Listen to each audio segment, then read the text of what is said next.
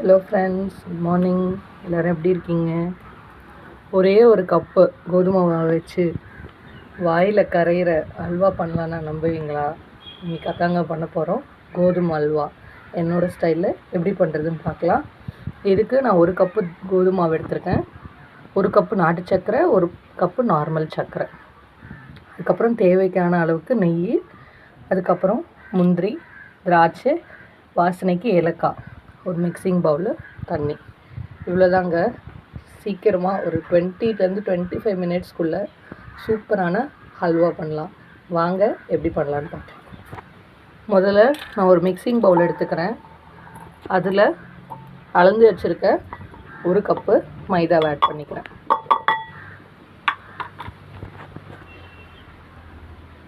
இந்த ஒரு கப்பு கோதுமை கூட ஒரு பிஞ்ச் அளவுக்கு உப்பு ஆட் பண்ணிக்கிறேன்.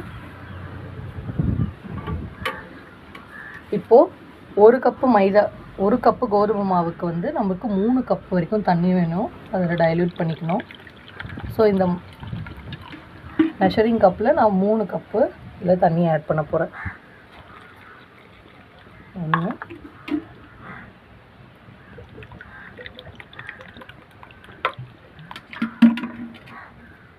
2 3.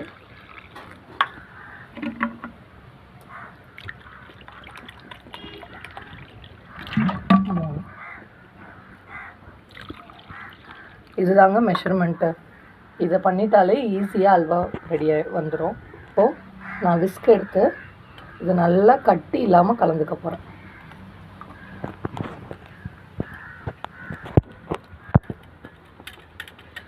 இப்போ இதில் நல்லா கட்டி இல்லாமல் கலந்தாச்சு. இப்போ நம்ம அல்வா கிண்ட ரெடி பண்ணிடலாம்.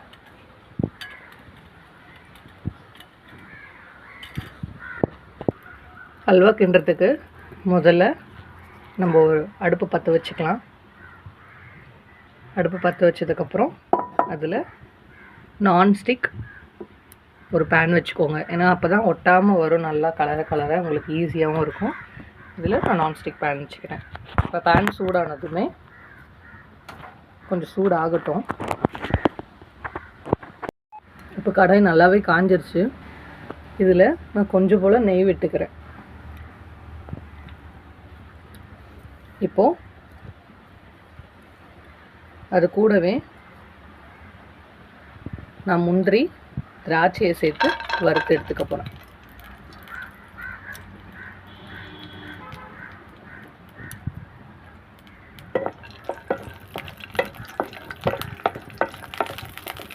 உங்களுக்கு நீங்கள் இதில் எந்த ட்ரை ஃப்ரூட்ஸ் பிடிக்குமோ நீங்கள் சேர்த்துக்கலாம். ரொம்பவே நல்லாயிருக்கும். அப்படி இல்லைன்னா பம்கின் சீட்ஸ், மெலன் சீட்ஸு இதெல்லாம் கூட சேர்த்து செய்யலாம். ரொம்பவே நல்லாயிருக்கும். உங்கள்கிட்ட என்ன சீட்ஸ் அவைலபிளாக இருக்கோ நீங்கள் அதை போட்டுக்கோங்க.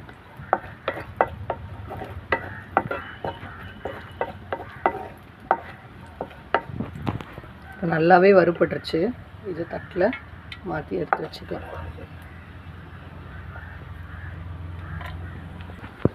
இப்போ எல்லாத்தையும் தட்டில் எடுத்து வச்சாச்சு. இப்போது இதே கடாயில், இதே நெய்யில் வந்து இன்னும் கொஞ்சம் போல் நெய் சேர்த்துக்கலாம். இதுக்கு மொத்தமாகவே நம்மளுக்கு 1/2 கப்பு நெய் தேவைப்படும். நீங்கள் ஒரு 50 to 60 கிராம் நெய் யூஸ் பண்ணிக்கிற மாதிரி இருக்கும். இப்போ இந்த நெய்யில் நம்ம மிக்ஸ் பண்ணி வச்சுருக்க இந்த பேட்டரை சேர்த்துக்கலாம். ஸோ நான் இப்போ இந்த கோதுமை மாவை இந்த நெய்யில் ஊற்றிக்கிறேன்.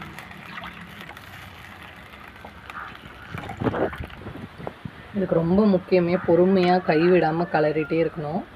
ரொம்ப டேஸ்ட்டாக இருக்கும். வாயில் போட்டாலே அப்படியே கரையிற மாதிரி நல்ல ஒரு அல்வா. பொதுவாக கோதுமை பால் எடுத்து அதில் அல்வா செய்வாங்க. அப்படி பண்ண ரொம்ப லேட் ஆகும். இல்லை சீக்கிரமாக சாப்பிடணும் போல் இருந்துச்சு அப்படின்னா இந்த மாதிரி ஹல்வா ட்ரை பண்ணி பாருங்கள். ரொம்பவே டேஸ்டியாக இருக்கும்.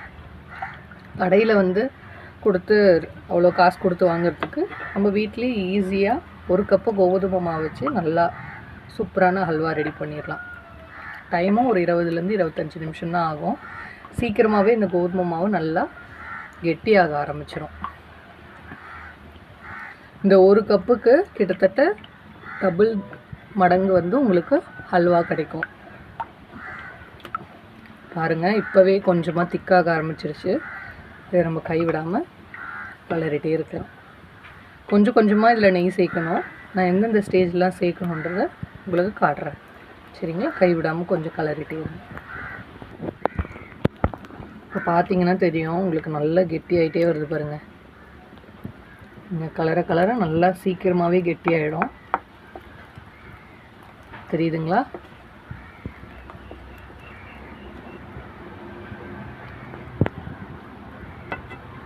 நல்லா கைவிடாமல் கலரிட்டே இருங்க. அப்படியே விட்டுட்டிங்கன்னா கட்டி கட்டியே ஆகிடும். அதனால தான் கொஞ்சம் கைவிடாமல் கலரை சொல்கிறோம். இது பாருங்கள், இருக்க இருக்க நல்லா திக்காயிட்டே வருது.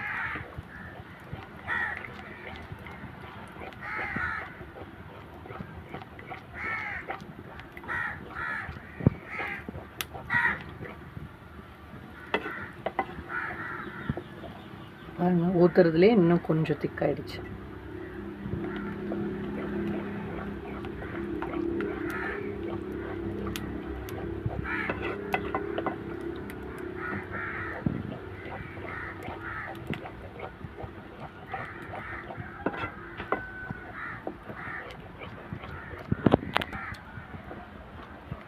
கரெக்டாக ஒரு 4 நிமிஷம் இருக்குங்க. நல்லா கெட்டியாகிட்டே இருக்குது. இப்போ இந்த ஸ்டேஜில் நம்ம இன்னும் கொஞ்சம் நெய் சேர்த்துக்கலாம். இன்னும் ஒரு 2 ஸ்பூன் நெய் சேர்த்துக்கிறேன். நெய் இப்போ பார்க்க மேலே மிதந்துட்டுருக்க மாதிரி இருக்கும். ஆனால் கொஞ்ச நேரத்துலேயே அந்த நெய்யெல்லாம் காணாமல் போயிடும். ஏன்னா அதோட நல்லா மிக்ஸ் ஆகி குக்காகும். நெய் நல்லா குக்காகி உள்ளே போயிடும். இப்போ சைடில் இருக்க நெய் எல்லாமே கொஞ்சம் நேரம் கழிச்சு இருக்காது. காட்டுறேன். இப்போ பாருங்கள், நம்ம ஊற்றின நெய் எல்லாமே அதோட கலந்துருச்சு. நெய்யே இல்லை பாருங்கள். குக்காக நல்லா உள்ள நெய் இழுத்துக்கும். கடைசியாக அல்வா ரெடி ஆகும்போது நெய் எல்லாம் வெளியே வரும். அதுதான் அல்வாவோட கடைசி கன்சிஸ்டன்சி. காட்டுறேன் உங்களுக்கு. இப்போ இந்த அளவுக்கு திக்கானதுமே நம்ம இதில் சர்க்கரை சேர்த்துக்கலாம். நான் இன்றைக்கி ரெண்டுமே சேர்த்து எடுத்துக்கிறேன். நீங்கள் இந்த 1 கப்புக்கு 2 கப்பு சர்க்கரை சேர்த்தாலுமே கரெக்டாக இருக்கும். அப்படி இல்லைன்னா 2 கப்பு நாட்டு சர்க்கரை சேர்த்துக்கோங்க. நான் இன்றைக்கி 1 கப்பு சர்க்கரை 1 கப்பு நாட்டு சர்க்கரை சேர்க்க போகிறேன். நீங்கள் பாருங்கள், இதில் 1 கப்பு சர்க்கரை சேர்த்துக்கிறேன். 1 கப்பு நாட்டு சர்க்கரை. உங்களுக்கு இனிப்புக்கு ஏற்ற மாதிரி நீங்கள் அட்ஜஸ்ட் பண்ணிக்கோங்க. இந்த நாட்டு சர்க்கரை நான் டைரெக்டாக சேர்க்கறதுக்கு காரணம், இதில் எந்த ஒரு மண்ணும் இருக்காது. ஹாரிஸ் பியூர் நாட்டு சர்க்கரை தான் நான் சேர்த்துருக்கேன். இது கொடுத்த உடனேவே கொஞ்சம் இலகி வரும். நல்லா கிண்டிக்கிட்டே இருங்க. நான் சொன்னல, இப்போது சேர்த்த உடனேவே உங்களுக்கு நல்லா இலகி வரும் தண்ணியாக. இது குக்காகி சீக்கிரமாகவே கெட்டியாயிடும். உங்களுக்கு அல்வாவோட கலர் வந்திருக்கு பாருங்கள். நாட்டு சர்க்கரை சேர்த்ததுனால நேச்சுரலாக இந்த கலர் வந்துருச்சு. நீங்கள் வெள்ளை சர்க்கரை சேர்க்குறீங்கன்னா கொஞ்சமாக சுகரில் கேரமல் பண்ணிவிட்டு அதுக்கப்புறம் இதோட சேர்த்துக்கோங்க. ஒரு கொதி கொஞ்சமாக சுகரை பேனில் போட்டுட்டு லைட்டாக வாட்டர் ஊற்றிட்டு கொஞ்சம் நல்லா கலர் மாதிரி ஒரு பொங்கி வரும். அப்போது ஆஃப் பண்ணிடுங்க. ரொம்ப விட்டால் உங்களுக்கு கசப்பு ஸ்மெல் வந்துடும். அப்படி இல்லைன்னா நீங்கள் டைரெக்டாகவே நாட்டு சர்க்கரை சேர்த்துக்கலாம். உங்களுக்கு நேச்சுரலாகவே இந்த கலர் வந்துடும். திக்காக கலர் இன்னுமே அல்வா கலரில் டார்க்காக வந்துடும். ஸோ பாருங்கள், எல்லாம் வரும் இலகி. இப்போ இந்த ஸ்டேஜில் நான் இன்னும் கொஞ்சோண்டு நெய் ஆட் பண்ணிக்க போகிறேன். இன்னொரு 2 ஸ்பூன் நெய் விட்டோடனே நல்லா கலரிக்கலாம்.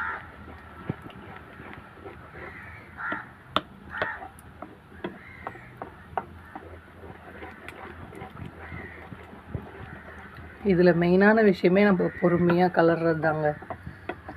நம்ம எவ்வளோ டைம் கொடுத்து நல்லா பொறுமையாக கலரி விடுறோமோ அவ்வளோ நல்லா வரும், கட்டிப்படாமல் வரும். இப்போ இந்த ஸ்டேஜில் நான் ஒரு 5 ஏலக்காவை இந்த மாதிரி தட்டி சேர்த்துக்கிறேன்.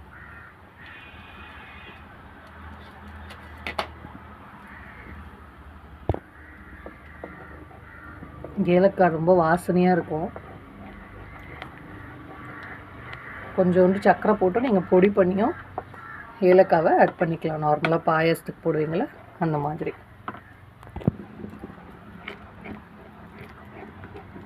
பாருங்கள், ஊற்றின நெய் ஃபுல்லாமே இழுத்துக்குச்சு உள்ள. நெய் பிடிச்சோம் நல்லாவே தாராளமாக நெய் சேர்த்துக்கோங்க. ஆனால் இந்த அல்வாவுக்கு தேவையான நெய் 1/2 கப்பு நெய் இருந்தாலே போதும்.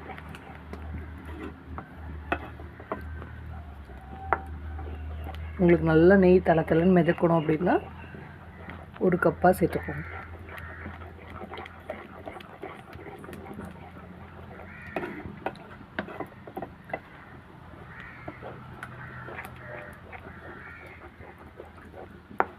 பாருங்கள், நல்லாவே திக்காயிட்டே வருது.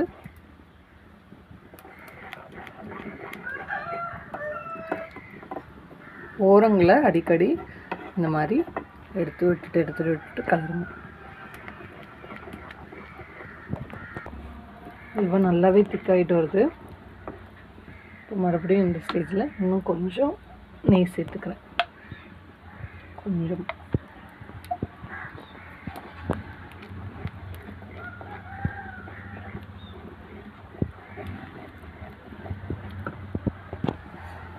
பாருங்கள், நல்லாவே திக்காயிடுச்சு. ஃபஸ்ட்டு நம்ம மாவு போட்டு கலரும் போது ஒரு கன்சிஸ்டன்சி இருந்ததில்ல, இந்த மாதிரி திக்காயிடுச்சு பாருங்கள்.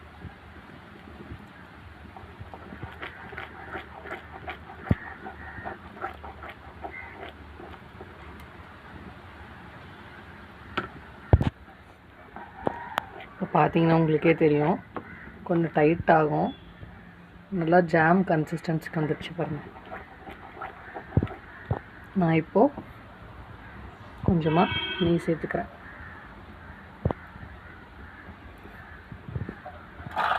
நினைக்கலாம் எவ்வளோ நெய் சேர்க்குறாங்களேன்ட்டு. நான் கொஞ்சம் கொஞ்சமாக தாங்க ஆட் பண்ணுறேன்.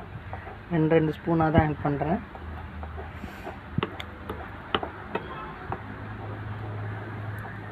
ரொம்பவே டேஸ்ட்டாக இருக்கும், ஃப்ளேவர்ஃபுல்லாக இருக்கும். ஏலக்காய் சேர்த்துருக்கிறதுனால நல்ல வாசனையாகவும் இருக்கும்.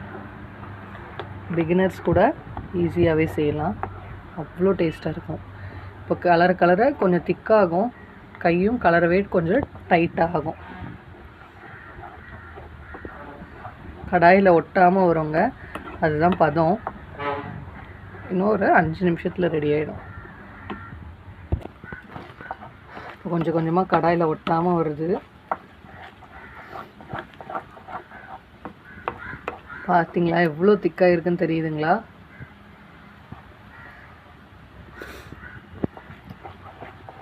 இன்னுமே கலரை இன்னும் நல்லா திக்காகி வரும். தெரியுதா? கடாயில் ஒட்டாமல் வருது பாருங்கள்.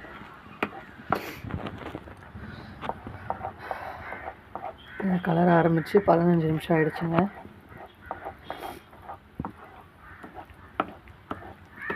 இப்போவே கொஞ்சம் கொஞ்சமாக ஒட்டாமல் நல்லா வந்துட்டுருக்கு.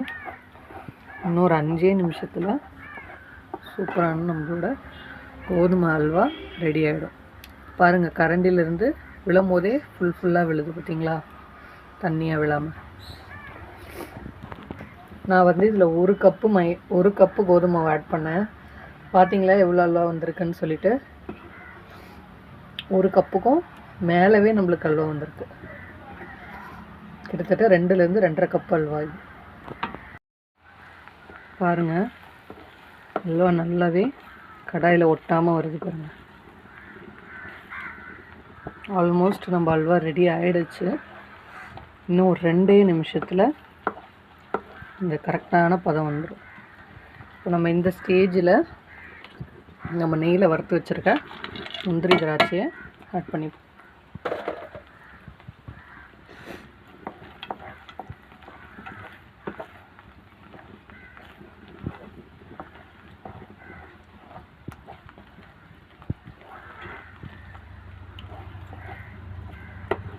எவ்வளோ திக்காக இருக்குது தெரியுதுங்களா? பார்த்தீங்களா? இதுதான் அல்வா பதம். கொஞ்ச நேரம் விட்டு தான் வருது பாருங்கள்.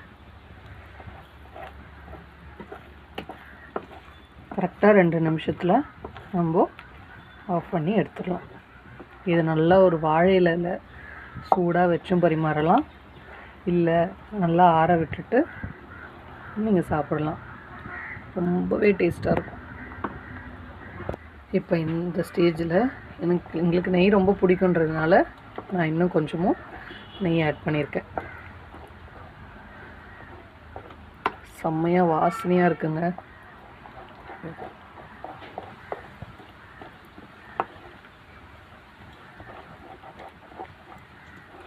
பார்த்தீங்கன்னா தெரியும், கடாயில் ஒட்டவே இல்லை பாருங்கள். அவ்வளோதாங்க, நம்ம கோதுமை அல்வா ரெடி ஆகிடுச்சு. நல்லா தளன்னு இருக்குது பாருங்கள். பாருங்கள், சுத்தமாகவே ஒட்டவே இல்லை. இது தாங்க கன்சிஸ்டன்சி. நான் இதுக்காக தான் உங்களை நான்ஸ்டிக் பேனில் பண்ண சொன்னேன். ஸோ இப்படி ஒட்டாமல் நல்லா வரும். தெரியுதுங்களா? பேனில் சுத்தமாகவே ஒட்டவே இல்லை பாருங்கள். இப்படி விலகுனாலே அழகாக விலகி வருது. இந்த ஸ்டேஜில் நம்ம ஆஃப் பண்ணி எடுத்துட வேண்டியதுதான்.